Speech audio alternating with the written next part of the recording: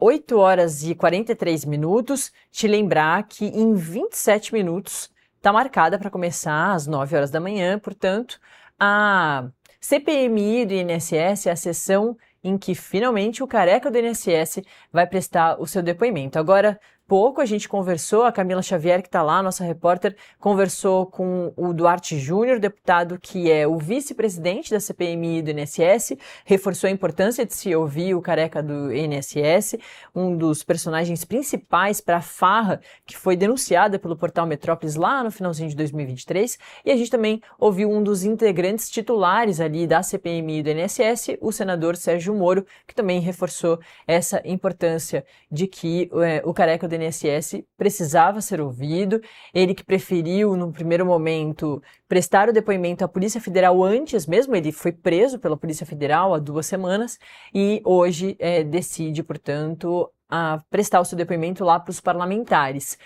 É um dia importante da CPMI do INSS, você não perde nada. Ao finalzinho do Acorda Metrópolis, eu já te deixo com a transmissão da TV Senado, então você acompanha tudo por aqui.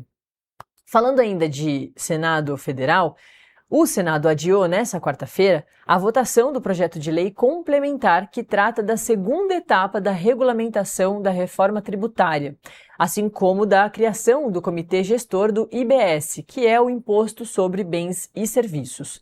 Na semana anterior, a CCJ aprovou o parecer que regulamenta a reforma tributária.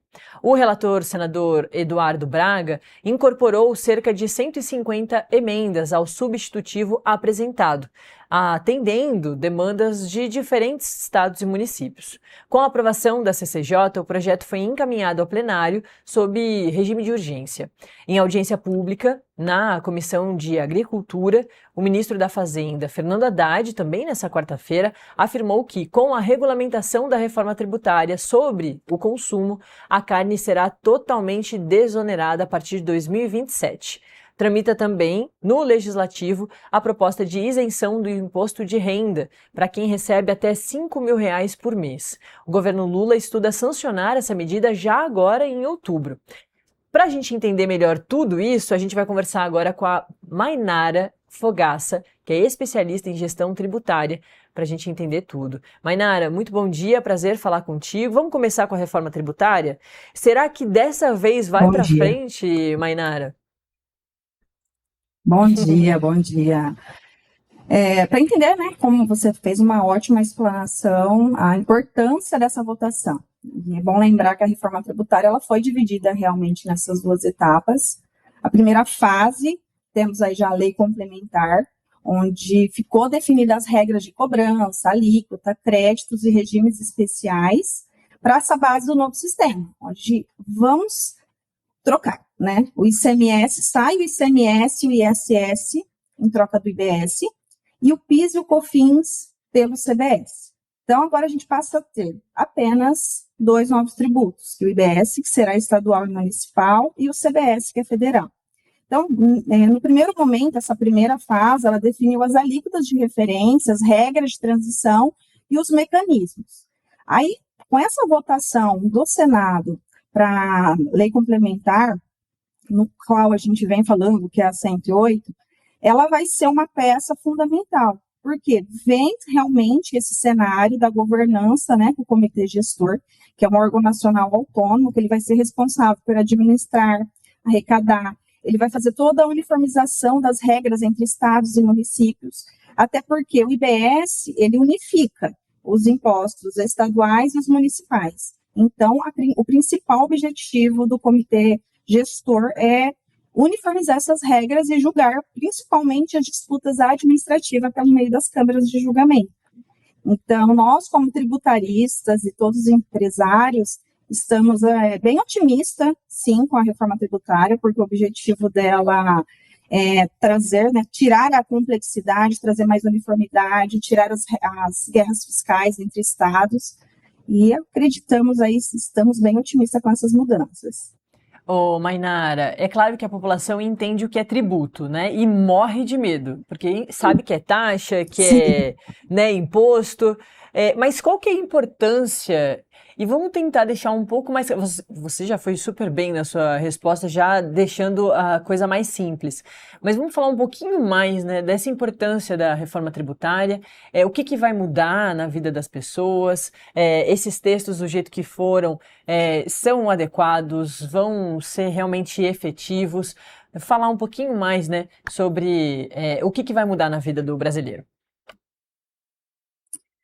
Hoje, no dia a dia, nós temos uma complexidade muito grande. Então, são diversos impostos, guerras fiscais. Estou na área há 23 anos, atuando realmente no dia a dia dentro da contabilidade. E, além de todas as obrigações acessórias que nós temos, os empresários, eles têm o tributário realmente como um tabu. Porque é muita complexidade, são muitos impostos e muitas regras. Dependendo para o estado que você vende, você tem que verificar qual que é a determinada alíquota. Então, o objetivo da reforma é simplificar todo esse sistema. Desde a transição que vamos ter aí, né, dentro desse período, vai ser um período bem complexo, porque vamos ter que trabalhar com 2 sistemas. Então, é um período que nós estamos trabalhando isso com o empresário, levando educação empresarial, para que eles possam entender, porque não é a rotina do empresário hoje entender todo o cenário tributário, mas hoje, com a reforma tributária, vai fazer total diferença em toda essa situação. Por quê? Porque se ele não conseguir entender, isso vai impactar diretamente o custo dele. Por conta da reforma, ela vai trazer alguns cenários que, dependendo de onde você compra, de quem você compra, quem que é seu fornecedor, os seus adquirentes, vai impactar diretamente no seu fluxo de caixa. Por quê? Porque o objetivo da reforma, com os novos impostos, é trazer uma conta, como se fosse assim, de uma forma bem simplificada, crédito e débito.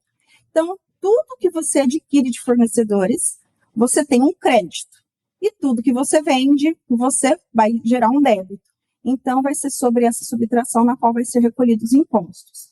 Então, algumas atividades em alguns segmentos que não tem muitas despesas, que tem uma margem de lucro maior, vai sentir maior este impacto.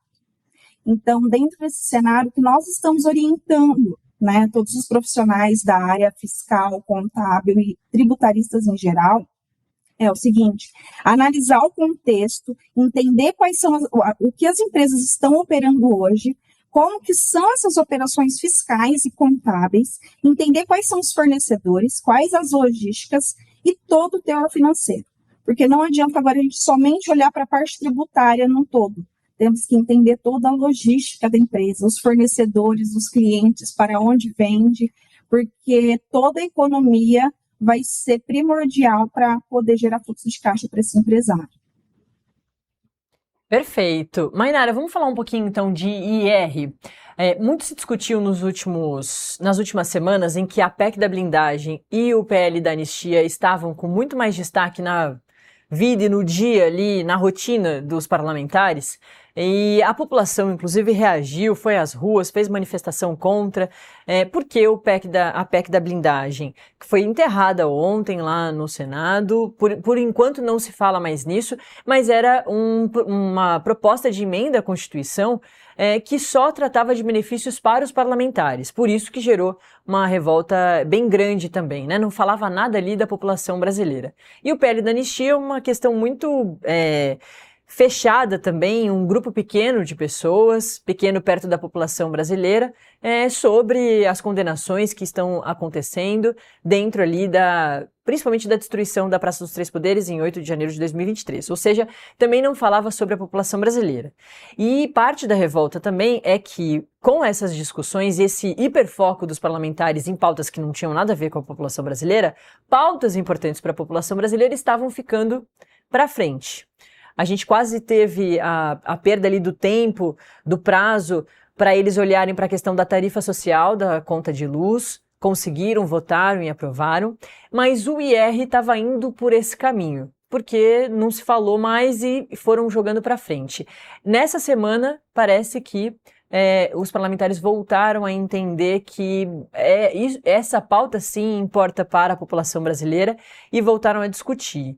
E eu queria te perguntar, Mainara, a importância também da gente ter os parlamentares olhando para a questão do IR, o que ajuda na vida do brasileiro, qual é a quantidade de gente que a gente deve ter sendo beneficiada com a isenção do IR para quem recebe até R$ 5.000.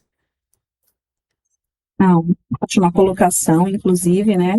Porque quando a gente fala em questão da PEC, da blindagem do IR, é uma situação que muitos vêm falando, é um tipo de proposta, né, para mudar a Constituição, então a gente tem alguns debates em questão a isso. Então, se refere a uma proposta para garantir que a União não aumente ou mude a alíquota do imposto de renda em regras mais rígidas, né? Que isso impactaria muito. Então, dentro de alguns cenários, a correção da tabela do IR, ela não é reajustada pela inflação. O salário do contribuinte, ele sobe nominalmente, mas o poder da compra não. E isso a gente vem deparando diariamente. Mas, mesmo assim, ele passa a pagar mais imposto ou entra na faixa sempre mais alta. E, com isso, esse efeito ele é chamado um imposto inflacionário, ou o fisco acaba ficando invisível, porque aumenta a arrecadação sem que o governo eleve oficialmente as alíquotas, né? Então, o que seria essa blindagem? O que ela propõe, né, dentro do meu ponto de vista, dentro da nossa análise? É criar uma regra constitucional que obrigue o reajuste automático da tabela e que impeça aumentos de alíquotas sem aprovação qualificada do Congresso. Dentro de todo esse cenário, é proteger o contribuinte de aumentos disfarçados, né, e dar previsibilidade para a carga tributária. Perfeito. Bom, a gente conversou com a Mainara Fogaça, especialista em gestão tributária. Mainara, adorei o nosso papo, espero que você volte aqui ao Acorda Metrópolis numa próxima oportunidade. Obrigada. Valeu. Vamos voltar